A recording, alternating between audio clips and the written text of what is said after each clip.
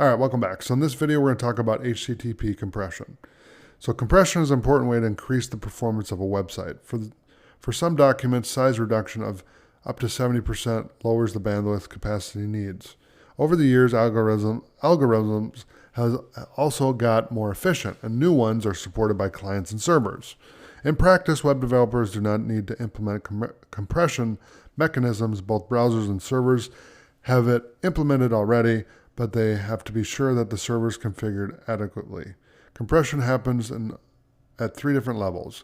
First, some file formats are compressed with specific optimized methods. Then general encryption can happen at the HTTP level. The resource is transmitted, compressed from end to end. And finally, compression can be defined at the connection level between two nodes of HTTP connection. Okay.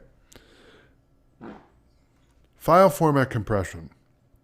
Each data type has redundancy, that is wasted space in it. If text can typically have as much as 60% redundancy, this rate can be much higher for some other media like audio and video. Unlike text, these other media types use a lot of space to store their data, and the need to optimize storage and regain space was apparent very early. Engineers designed the optimized compression algorithm used by the file formats designed for a specific purpose. Compression algorithms used for the files can be grouped in two broad categories. Lossless compression, where the compression-uncompression cycle doesn't alter the data that is recovered. It matches bit by bit with the original. For images, GIF, or PNG are using lossless compression. Lossy compression, where the cycle alters the original data in a hopefully incompatible way for the user. Video formats on the web are lossy. The JPEG image format is also lossy.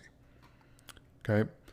Some formats can be used for both lossless or lossy compression like WebP, and usually lossy algorithm can be configured to compress more or less, which then of course leads to less or more quality.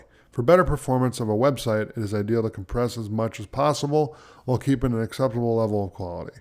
For images, an image generated by a tool could not be optimized enough for the web. It is recommended to use the tools that will compress as much as possible with the required quality.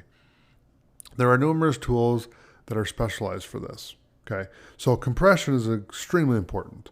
I went to school for video motion graphics, and one of the first things that I realized right away is compression was the future because of the size of video. Video files are enormous, and it took them literally 15 years to get the compression under control for video on YouTube and all these other sites. All the social media sites and all that all use a ton of compression. And compression is what it's all about. Okay, so thanks for watching. I'll see you in the next video.